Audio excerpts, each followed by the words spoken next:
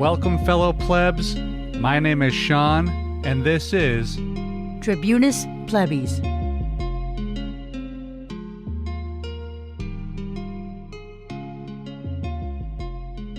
And welcome back to the podcast, everybody. So today, I want to talk a little bit about culture and how it relates to some of the horrors that we have experienced in this country over the past week or two. Now, to tell you the truth, I'm not really an expert on culture, but I'm going to talk about it and how it connects to so many deaths and so much oppression and pain that, has gone on in this country over the past, like I said, 10 days or so, and maybe bring it into the past in the future as well. I'm not sure exactly where this is going to go. Yet talk I will. And I may misuse a few terms here and there because, like I said, I'm no expert, but I hope I can at least get across the gist of what I'm thinking, even if I might use a wrong term or misuse an idea or two along the way. So let's see how this goes.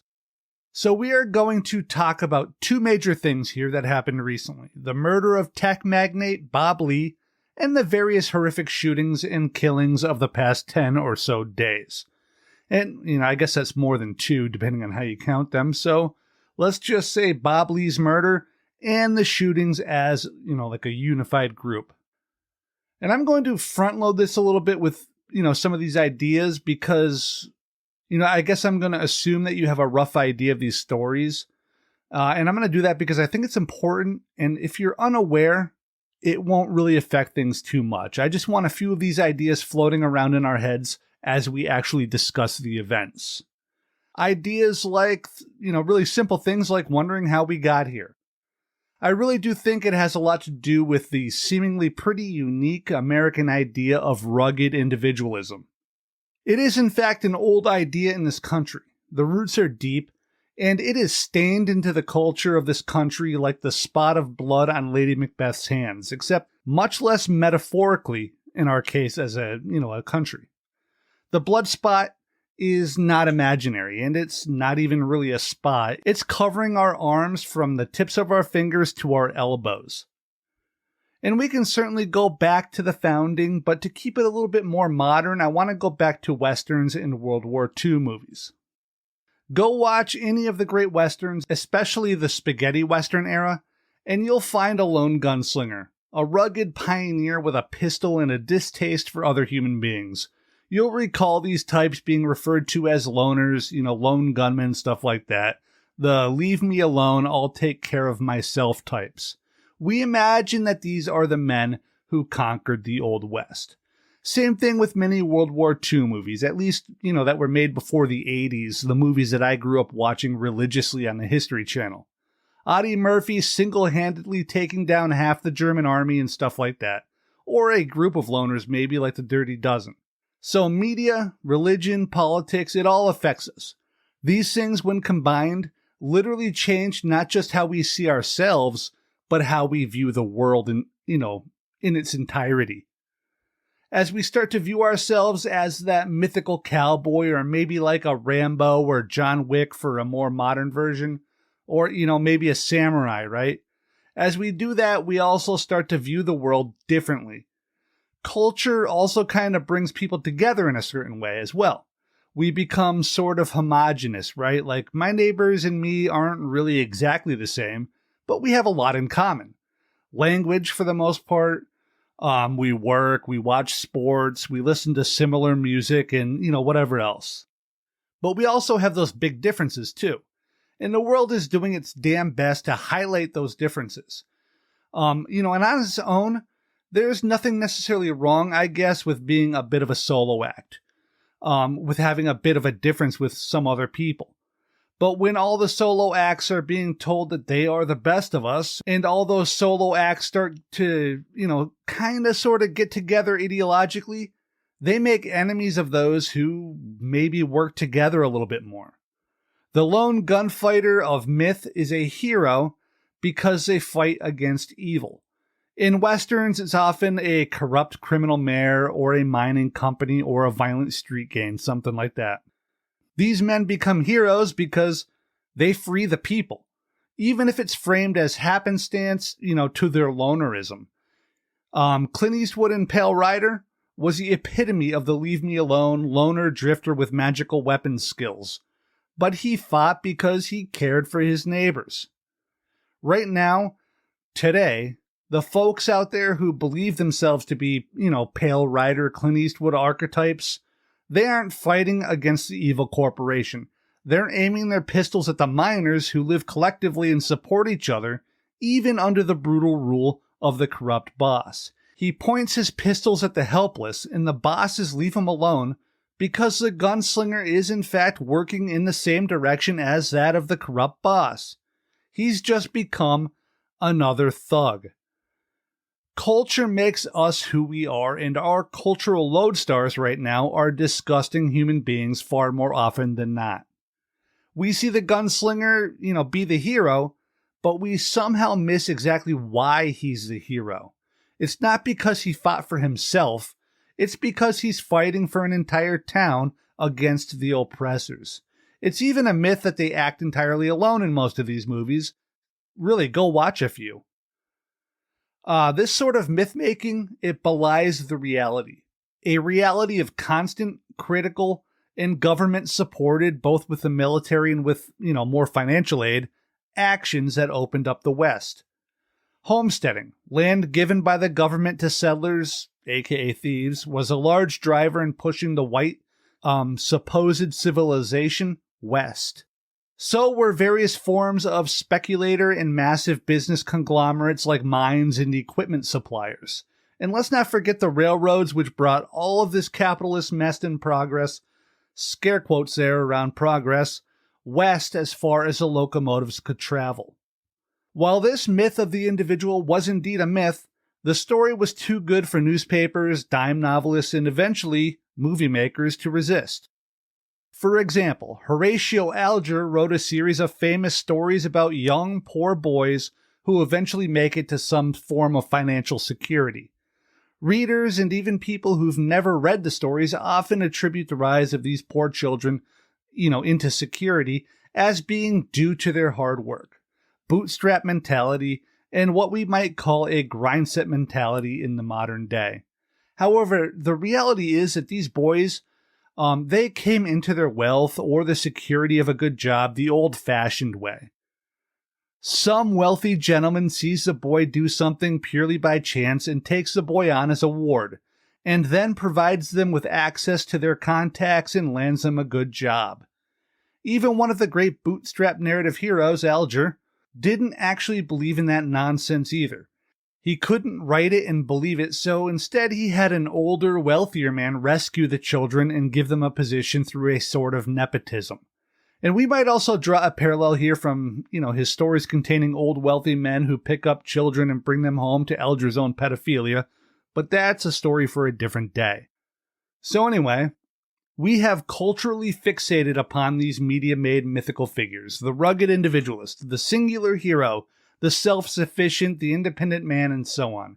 And everybody out there has actually begun to believe that this is what it is to be an American. You fly a flag, you stand for the Pledge of Allegiance, you support the troops, you think David Goggins isn't suffering, and you buy overpriced coffee from former Navy SEALs and put Jocko Willink quotes in your Tinder profile.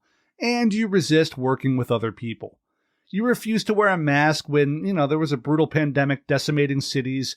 You yell at babies on planes for crying. You step over the homeless. You attack trans people, and you refuse to pay your taxes. We don't need people like this. We actually need fully formed human beings who are willing and able to experience slight discomforts to help other people. They need to be willing to take a step back and put others first, a skill which the citizens of the United States are horrifically bad at executing. The Western cowboy myth, the rugged individual gunslinger, that was once a vehicle to provide entertainment to the masses, has now been consumed with such a lack of critical thought and with such an occluded eye that the myth has stopped entertaining us and it has now begun to consume us. And this foundational myth of the individual isn't separate from our history here and all the bad stuff that happened. This doesn't make the states unique, by the way. Every country has various sins, even foundational ones are pretty common. So no, I don't think that we are unique in that. Unique in the particulars, sure, but not in having these sins and blood on our hands. What is unique is our absolute refusal to acknowledge or deal with these things in any real way. And this refusal allows us to keep pretending that the individual cowboy is some sort of being not just to revere as a hero in fiction, but to attempt to copy and live as in real life. The problem with this is that real life is not a novel. I know that's shocking to some of you. And that probably sounds both true and obvious to most of you. But a lot of people out there don't understand how this comparison and the problems it reveals is important. They believe they are the man with no name. And with that, let's move on to the news events that have plagued us these past couple weeks. And now I'm not going to break down second by second all of these events because I think that the larger cultural and systemic issues that they highlight are where the conversation needs to be directed, at least in this podcast. So I'm going to put a little bit more focus on the meta here rather than the micro. First, I want to actually talk about the murder of this tech tycoon Bob Lee, founder of Cash App. He was killed in San Francisco, and I want to tie it into one of our more recent episodes about how we talk about the unhoused and the homeless. Bob Lee was found stabbed in a Tony, San Francisco neighborhood. Nobody knew who did it. He was just found stabbed and bleeding, and he would eventually die at the hospital. So given this information, what did the wealthy citizens of San Francisco do? What did all the tech bros do? What did the news, especially the more conservative networks, focus on with their reporting? They did the obvious thing. They blamed the homeless. They proceeded to start yelling about how dangerous the unhoused are, about drug dealers murdering tech bros, about how dangerous the poor people are. Famous former UFC fighter and generally terrible human being Jake Shields tweeted this. He said, quote, "I just found out my good friend was killed last night while walking in San Francisco. He was in the good, air quotes, part of the city and appeared to have been targeted in a random mugging attack. F San Francisco. I didn't want to be the one to leak the name, but now it's out. Bob Lee is an extremely high-profile tech guy, so hopefully this will at least bring attention to these problems." End quote. The problems, of course, are homeless people in Shields' eyes. Matt Acco, a San Francisco venture capitalist rich piece of crap, tweeted this, blaming a DA who isn't even in office anymore for the murder. Quote, "Bob Lee was a friend to me and multiple people in my firm. My heart goes out to his loved ones. Chesa Boudin and the criminal-loving city council that enabled him and a lawless San Francisco for years have Bob's literal blood on their hands. Take action." End quote. Chesa Boudin, meanwhile, was actually pretty popular, and his positions were popular as well. But he was the victim of a targeted recall campaign that was extremely well funded. The majority of that money came from real estate developers and landlords and was not based on crime stats.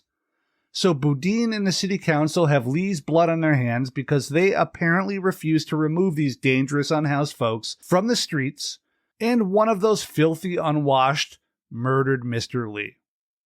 Well, first off, regarding the crime numbers, according to San Francisco Police Commissioner Kevin Benedicto, quote, "Overall, if you look at the city 5 years and 10 years on a long-term scale, crime is at a historic low. The city," he said, "is unfairly portrayed as being in the midst of a crime wave that isn't borne out in the data." End quote. Crime had a peak in 2013 in San Francisco and has steadily declined since, basically with periodic short-term spikes like any other city. And also we could talk about how the most dangerous states are Republican-run states, right? Or is that unfair? Or are the issues at, state level multiple and hard to address just like in a large city? Meanwhile, another tech bro tweeted that San Francisco should begin executing multiple drug dealers a day, just to get the point across that such violence wouldn't be tolerated by these homeless, drug-using, ultra-violent thugs. And we should note again that it took the murder of an ultra-wealthy tech bro to bring this out of these people. So all of that, even Elon Musk himself, the dumbest billionaire to ever walk this planet, they all spoke out about how violent repeat offenders must have hunted down this rich white dude and assassinated him in celebration of the new Mad Max-style world that they now lived in. And then the sun rose on a new day, and the police arrested a drug-addled, unhoused, trans man who had been arrested 14 times over the past year, but let back on the street by ultra-liberal communist judges to prey upon the ivory tower tech geniuses if they dare venture from the inside of their multi-million-dollar homes and prove themselves correct with everything that they have been saying. No, not really. That's not what happened at all. What actually happened is another wealthy tech bro argued with Lee about Lee possibly engaging in sexual acts with his sister, and then he stabbed Lee in the chest and left him to die on the side of the road. The murderer's name is Nima Momeni, a wealthy tech dork loser who doesn't even live in San Francisco. So I really want everyone to really think about this stuff for a few minutes. A rich guy gets stabbed, and other rich guys start talking about the homeless, drug-addicted, violent street dwellers and how they need to be rounded up, arrested, and imprisoned. They talk about how the fault lies not just with the homeless and the desperate, but even more so with a supposedly permissive criminal justice system, Democrats and progressive DAs and Marxists, and whatever other BS group they want to blame. They call for executions, they call for police sweeps, more cops, more violence, and further immiseration of the already destitute. Then it turns out that the killer is not homeless, not a drug dealer, not poor, not a career criminal. Hell, he wasn't even a stranger. He was a rich tech loser who couldn't take it that his sister might have slept with a guy he knew, so he killed him for it. A rich guy got killed. It made headlines, and everybody blamed erratic, random Clockwork Orange-style violence, or they blamed roving gangs of unpunished predicate felons preying upon rich folks in otherwise pristine neighborhoods. Then it ends up being not random and not erratic. It wasn't some nameless, faceless, deranged, unhoused monster. It was a friend. Unfortunately, these sorts of accusations live on in people's minds far longer than who the actual guilty person was, and it further degrades the human connections between citizens as the housed start to rationalize an emotional break between themselves and the unhoused or the drug addicted. Then they start to intellectually reinforce the emotional break until it becomes a natural rift and the unhoused become non-citizens. And this isn't, I feel the need to note this here, just a long way of saying that everyone who is worried about crime or feels unsafe is wrong. Listen, crime's not good. Violence isn't good. I'm not trying to diminish people wanting where they live to be safe. And even spikes in crime, like, actual spikes, not the fake ones that these morons on our TV propagandize about, they should be talked about and dealt with in the best possible ways that we can. I'm not trying to diminish these things. I'm just saying that being reactionary and directing retributive state violence against the already downtrodden and demonizing the same with our rhetoric isn't the way to fix this. Again, we did an entire episode on this about a month ago, and I encourage you all to go listen to it if you haven't. And this week, we unfortunately got a taste of where this sort of rhetoric can lead at the highest levels of this country's political system, as former president and current candidate, I guess, Donald Trump, had a few things to say about the homeless and the drug addicted. We'll ban urban camping wherever possible. Violators of these bans will be arrested, but they will be given the option to accept treatment and services if they're willing to be rehabilitated. Many of them don't want that, but we'll give them the option. We will then open up large parcels of inexpensive land, bring in doctors, psychiatrists, social workers, and drug rehab specialists, and create 10 cities where the homeless can be relocated and their problems identified. But we'll open up our cities again, make them livable and make them beautiful. Our once great cities have become unlivable, unsanitary nightmares, surrendered to the homeless, the drug addicted, and the violent and dangerously deranged. We're making many suffer for the whims of a deeply unwell few, and they are unwell indeed. The homeless have no right to turn every park and sidewalk into a place for them to squat and do drugs. Yes. The dude wants to create concentration camps for the homeless. Yeah, he didn't use those words, but hey, silly gooses out there. We have an entire history of the world telling us exactly what camps like this will turn into. We know what will happen, and it won't be good. And again, we talked about this stuff in the Unhoused episode. People are dehumanized, separated from the community, they become non-citizens, and then they are expected to, quote-unquote, earn their way back in. And just take a moment to consider how fundamentally stupid this plan is, just from like a logistics standpoint, right? Like if we take it even remotely seriously, you take homeless people, drug addicts, and other poor people and you round them up, bust them to some camp outside of the city limits, and then what? Where are they going to work? You going to get them treatment out there? There's no way that this could be, justified to the taxpayers either. Half of this country thinks it's wrong to pay for school lunch for malnourished children, for Christ's sake. And then if we are going to take this stupid idea seriously, we have to consider the reality of what happens when you segregate the unwanted and undeserving, their words, not mine, from society and put them in camps. We've seen this story before, you pumpkin heads. Even if anyone believes something like this was feasible, it wouldn't work because this jagoff base is made up of vengeful hatred. We literally have a candidate for president laying out a plan for concentration camps for the undesirables. That's where we are in this country. I'm trying not to swear anymore, or as much at least. Oh, but I want to sometimes. So this is where we are right now. A right-wing populist blowhard giving ranting, racist, othering speeches to masses of loser dorks who get behind this bigotry because it's what they like. It's what they want. This is why they signed up 6 years ago. It's why they're here now, and it's why they'll be there in 2 more years. They listen to a right-wing populist with authoritarian tendencies stand on a podium, blame leftists for their troubles, and then lay out a plan for concentration camps, and they stood up and cheered. The people out there who say that they would never let someone like that win when they watch World War II documentaries are unironically pulling for that result. This is what they want. And hello there, everybody. As most of you probably know, this podcast takes a lot of time and effort to put together and, to get out there for you good folks to listen to. And you, our listeners, can help us by liking and subscribing on YouTube. So please take a second to click those little buttons. It helps a ton.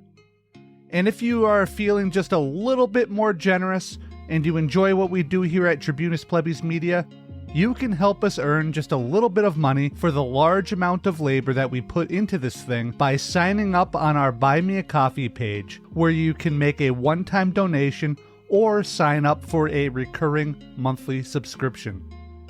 We do all of this for free, and we will never run ads in our works. But any contributions really do help keep the show going and improving. The page address is buymeacoffee.com/Tribunus Plebis. And of course, all links will be in the show notes and descriptions wherever you are listening or watching. Thank you. And now, back to the episode. Now, I want to open this next subject here with a quote from English writer and philosopher John Ruskin. Quote, "There is no wealth but life. Life, including all its powers of love, of joy, and of admiration.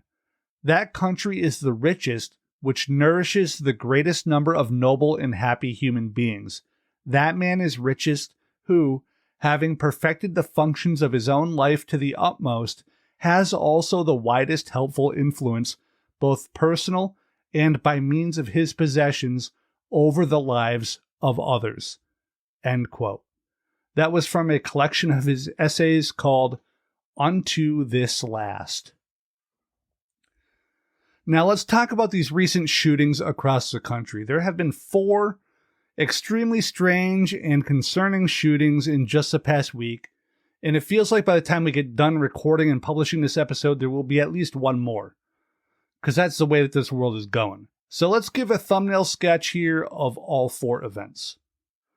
First, in Kansas City, a 16-year-old black kid named Ralph Yarl went to an address to pick up his siblings from a party. The house he wanted was on 115th Street, but he had followed directions to 115th Terrace, just a short distance from where he wanted to actually be. He rang the doorbell. The homeowner, Andrew Lester, took a little while to answer, and when he did, he opened the door, and then Lester immediately shot Yarl in the head, then shot him again in the arm. Lester then went back inside of his house and apparently called the police. Yarl, who was tended to by neighbors who heard the gunshots, miraculously survived the shooting and is starting his recovery at home as I record this. A couple of days after the Yarl shooting, a group of friends were traveling through Hebron, a town in upstate New York, looking for another friend's house. They got lost and turned into a driveway which they quickly realized was not where they were supposed to be. The group turned around and were leaving the driveway when gunshots rang out. They were fired from the elevated porch area of the house that the driveway belonged to. Kaylin Gillis was killed by one of the bullets. In Elgin, Texas, 4 cheerleaders were in a car. One of those young ladies got out of the car to get into her own vehicle. She opened the door of a car and sat down before realizing that she had entered the wrong car when she saw a man sitting in the other seat. She left the car immediately and got back into her friend's car, probably pretty embarrassed about what had happened. The man who was in the other car then exited his vehicle, and he approached the other car. Heather Roth, the girl who mistakenly entered his car, rolled down her window to apologize. Pedro Rodriguez immediately opened fire into the car with the 4 women. Roth and Peyton Washington were both shot, and Peyton remains in the hospital fighting for her life. In North Carolina, some children were playing basketball in the street when their ball bounced away, rolled down the street, and rolled into the yard of Robert Singletary. Singletary exited his house and began shooting.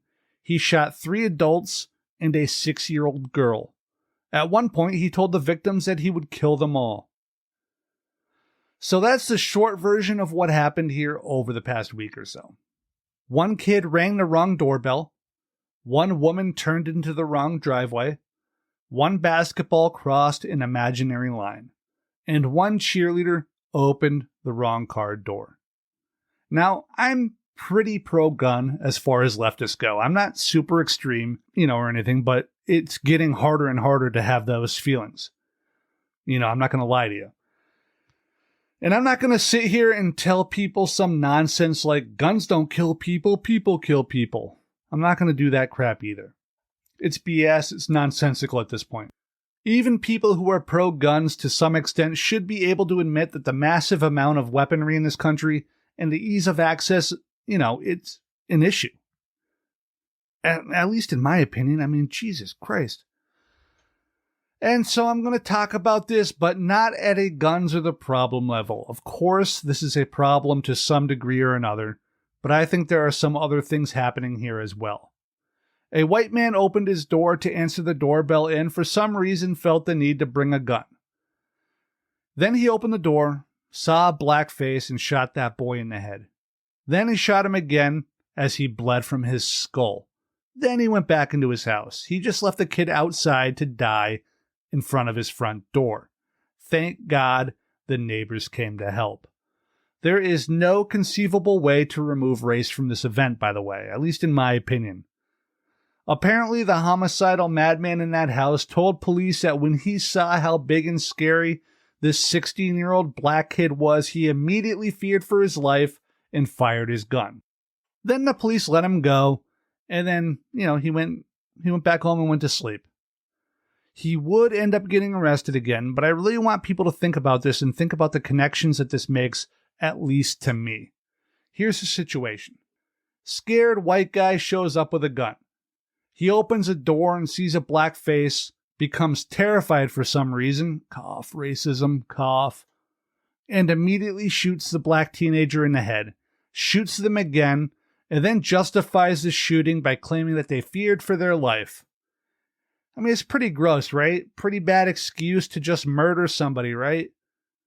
Well, the situation I described isn't based on what happened in Kansas City on 115th Terrace. What I described is just a regular old officer-involved shooting of a young black man. The cop says that he was big and scary and black and I feared for my life. And he gets off. And that's why the cops let the old dude go home in the first place, because this is the same story that cops have been using for, 200 years to justify their own murderous acts. Of course they understand and feel compassion towards the other armed racist asshole who does the exact same thing. But even if we were to take this fear defense seriously, then we need to address fear. We need to talk about fear. We need to talk about castle doctrines, stand your ground laws, and just a general vile propaganda that leads us into these sorts of traps. So let's start with castle doctrines. Let's talk about it. And let's start there because those are really the root of stand your ground laws as well. Castle doctrine essentially creates a situation where people in their homes, and I believe their cars as well, they are permitted to use force, even deadly force, to defend themselves if they fear for their life. And it removes the idea of any sort of duty to try to avoid lethal force either by retreat or other means. Now, on the face, this sounds reasonable, and in, some ways it is. But the key thing here is that a lot of people confuse castle doctrine with justifiable homicide by self-defense. Self-defense is actual law. Castle doctrine is sort of a collection of legal guidelines. It's not a law where you can just be cited and used. Castle doctrines are legal principles, not law. So basically, if someone is in your home that's not supposed to be there, and they physically attack you, and you kill them in self-defense, the law protects you. It's justifiable homicide in self-defense. If someone is in your home, say, at the end of the hallway, like 40 feet from you, and you shoot them dead, the self-defense laws aren't, as far as I understand the law anyway, going to protect you because you weren't actually under attack. And if I'm wrong on that, and you're a lawyer, let me know.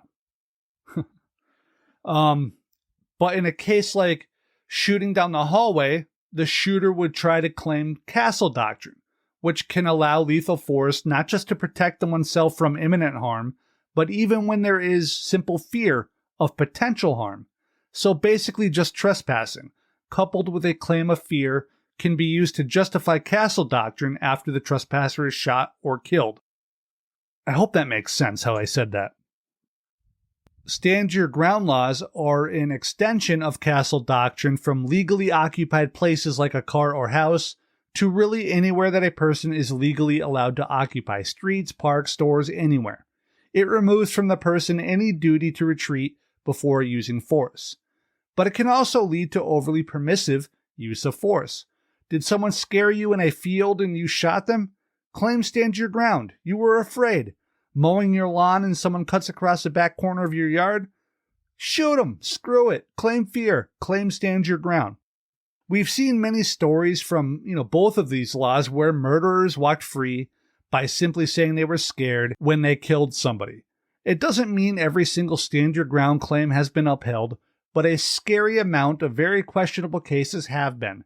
The Trayvon Martin case was decided at least partially on stand your ground principles, and Zimmerman went free. Now, I'm not here to entirely defend or impugn these laws. Personally, I think that they are often good, and they are meant to protect people who rightfully protect themselves from harm, even if some of them are not well written to, actually do this in a reasonable way. It's one of those situations where the law, basically makes sense, but it's poorly written, gets weaponized, and misused. And the reason why I bring up the laws is because of the culture that they help create. A culture of quick violence, violence which is over the top and deadly quite often, and how they create a culture of fear and reactionary violent responses. Basically, it gives morons who just want to harm other people too much of an excuse to do just that. And I think where the culture aspect comes in here is that while the castle doctrine is a law and, standard ground stuff is legal prerogatives or guidelines, I guess, that's all that they are. In an ideal world, such laws and guidelines would protect people who are forced to do what should be the least desirable thing in the entire world. Attempting to injure, maim, or kill another human being, even if it's in self-defense.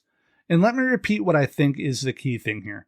These laws and rules should be used to protect people when they are forced to do the unimaginably horrific. That's what they should do. What they do in reality is they encourage people to do these heinous things.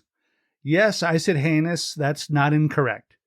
Taking a life is heinous, even though I agree that it can be justified to protect oneself or others. I do not see a conflict with calling it heinous and also justifiable. In a vacuum, the laws and guidelines protect people protecting themselves. In the culture of the United States, these laws and guidelines give tacit approval of deadly force at the drop of a hat. This isn't good. This is not how this stuff should work. I'm going to quote a chunk of a recent Vox article here to justify a little bit of this. Quote, "Those who support stand your ground laws argue that they merely strengthen the right for people to defend themselves. Coupled with the rise of gun purchases and deregulation of guns in many states, however, they've been associated with an increase in homicides and made it easier for people to turn quickly to lethal violence. There have been many studies showing that passage of stand your ground laws have led to significant increases in homicides in which firearms are used," says Daniel Webster, a public health professor who studies gun violence at Johns Hopkins University.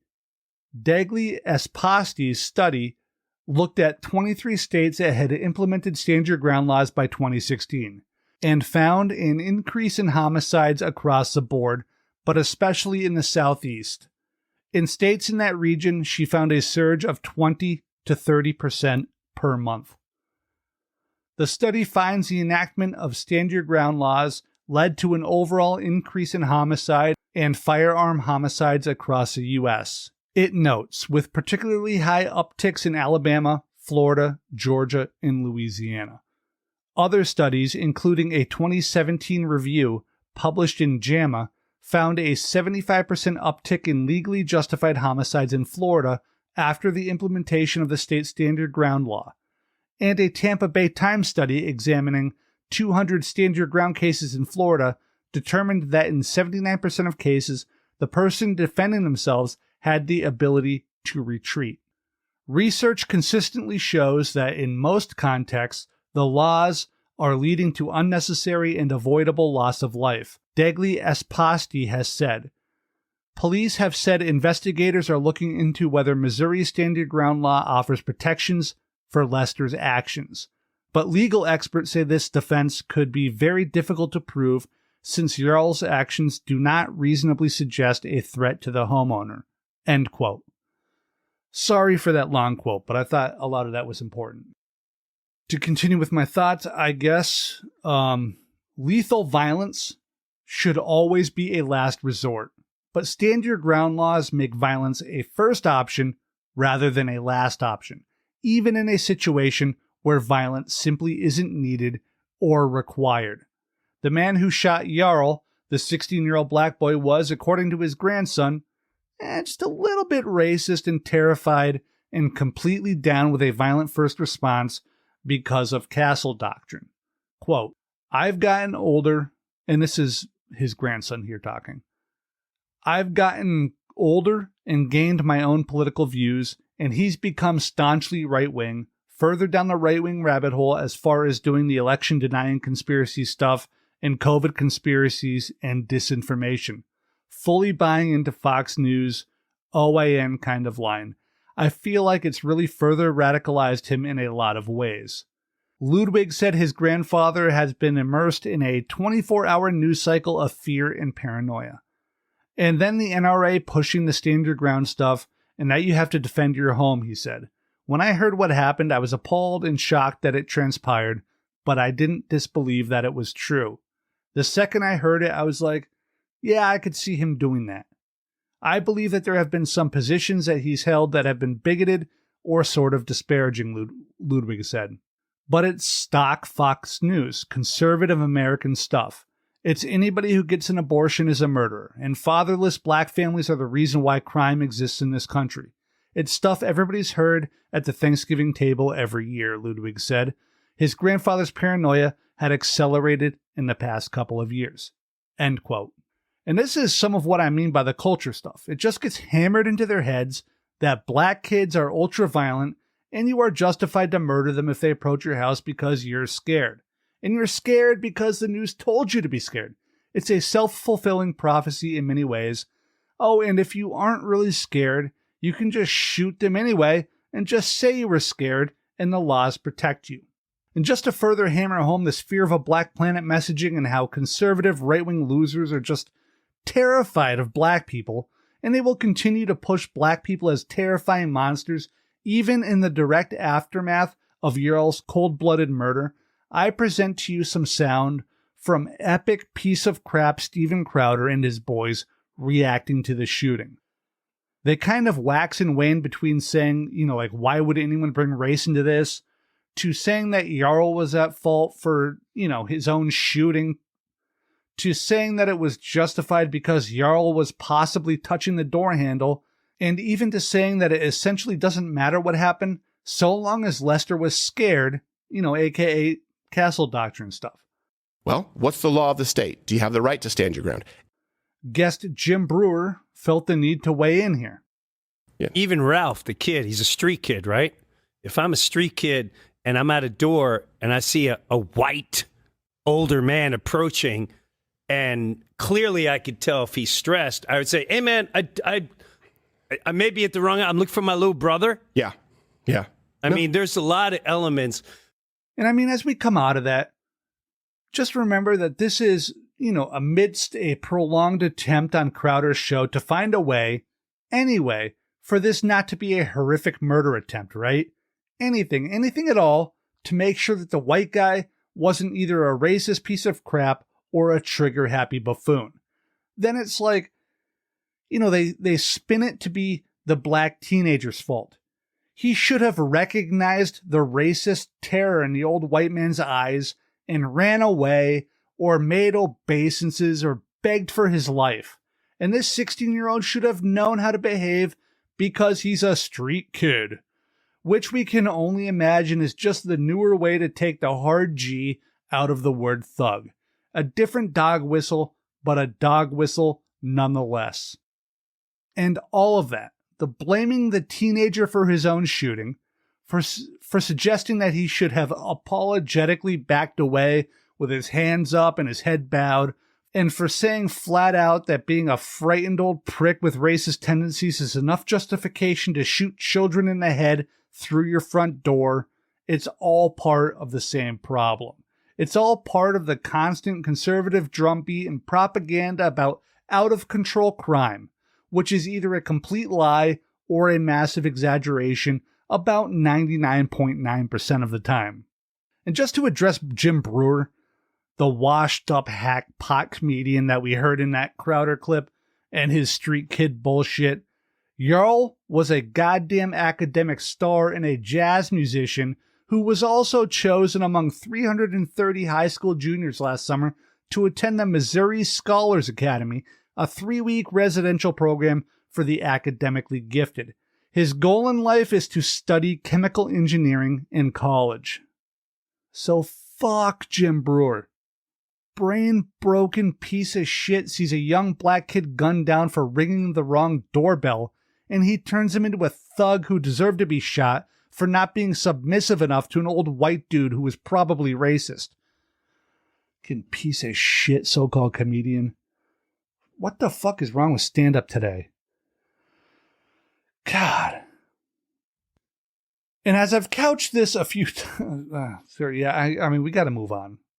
I know I've couched this a few times with the idea that, crime does happen. Sometimes it spikes, sometimes it valleys, and we shouldn't just ignore these worries. I've tried to do it in relatively good faith. Imagine taking Jim goddamn Brewer seriously here and thinking that he was saying that in good faith. Fox News and OAN are running clips of black people committing crimes on 24-hour loops while they castigate Democrats or liberals or whoever for not killing people for petty theft, and they aren't doing it in good faith. These people are genuinely trying to create racial resentment and fear. We covered this in our episodes on stochastic terror and othering, by the way. Don't be afraid to check those out either. People like Tucker Carlson, who just got fired today, Judge Jeanine, and so many others stoke the fires of racial divides, create the fear, the terror really, and then tout laws like stand your ground, and then just kick back and watch the world burn while they attempt to use those fires to create the white ethno-state that they all so desperately want. The dorks and goobers of the world are given guns, then they are told that it's okay to kill people with those guns in, damn near any situation imaginable because they are afraid, wink, wink. And then they convince those same armed folks who've been, already had murder justified in their minds that everybody who doesn't look and act just like them are an immediate and existential threat to their lives. This creates an incredibly toxic, violent, and deadly culture that can result in nothing but senseless death. Individualism like this is just a cancer on society.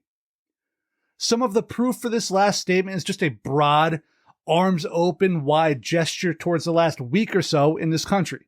Just look at it. And that's not even to mention what's been going on with trans people in this country. And I don't mean with them. That was a wrong phrase. I guess I should have said what's been happening to them in this country. Year or two of constant demonization, being insulted, attacked, classed as groomers and pedophiles, and just sick and demented, just for trying to be themselves and just exist. Bomb threats to a children's hospital. Man, screw this country for what we are doing to these people. I mean, how messed up is your worldview when Boston Children's Hospital has become your arch villain? Seriously, the number one villain for conservatives in this country became a children's hospital.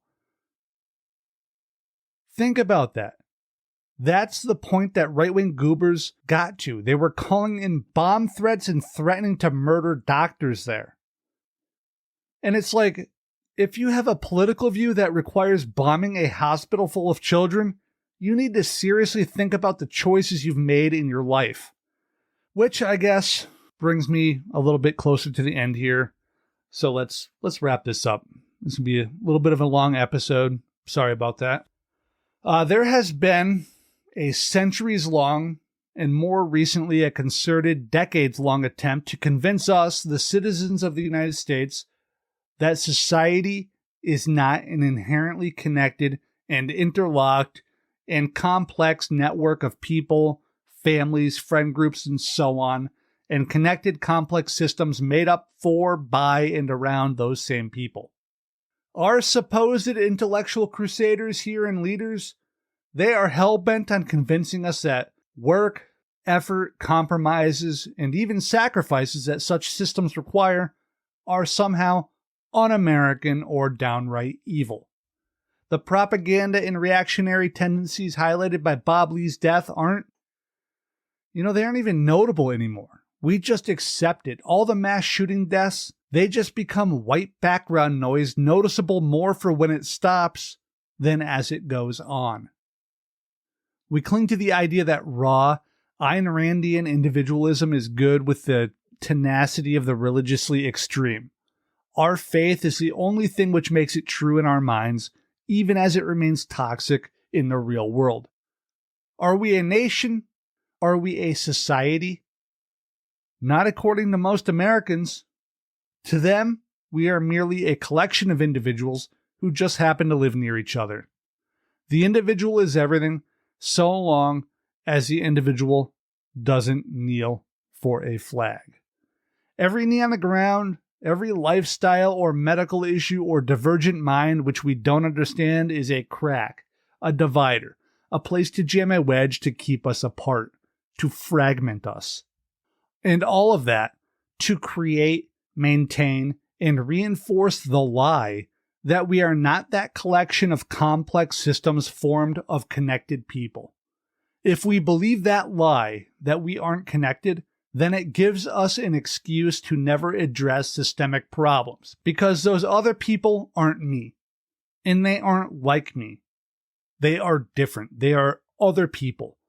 And collective solutions can never even be considered because collectivism goes against that lone gunslinger, only out for himself myth that drives the worst of us.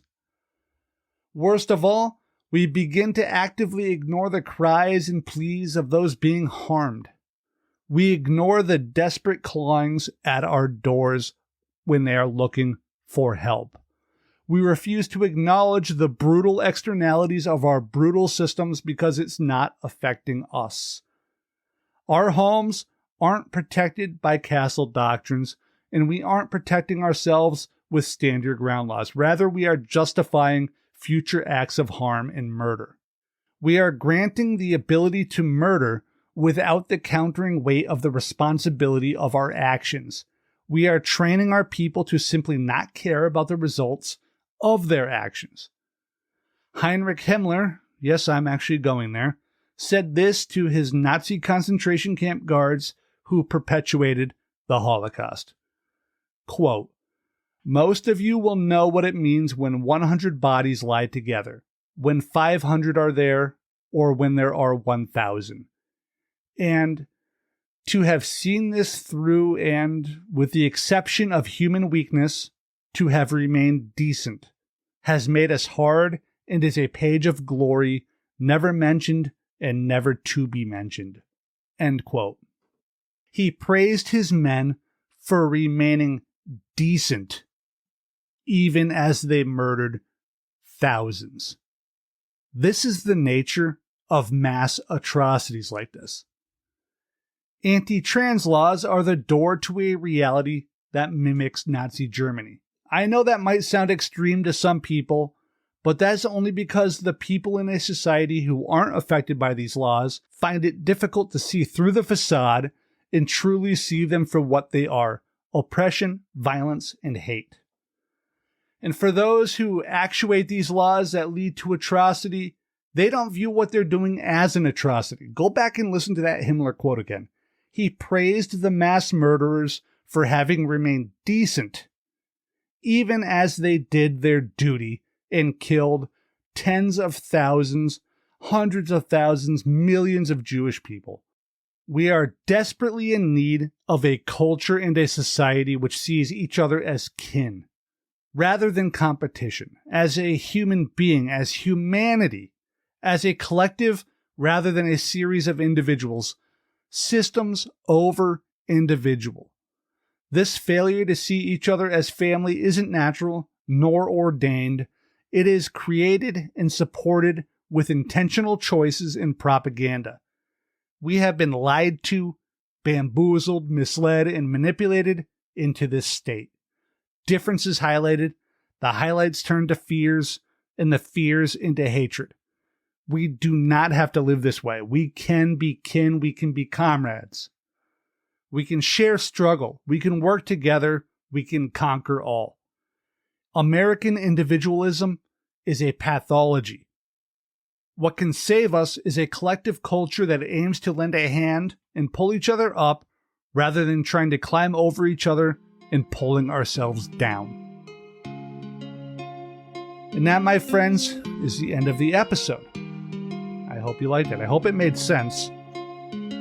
I know it was a little longer than usual, but, there it is.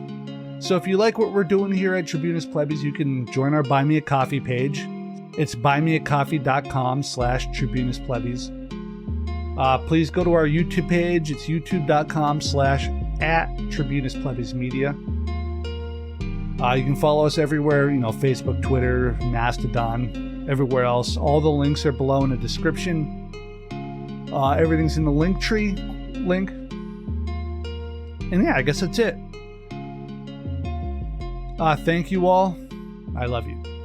Peace.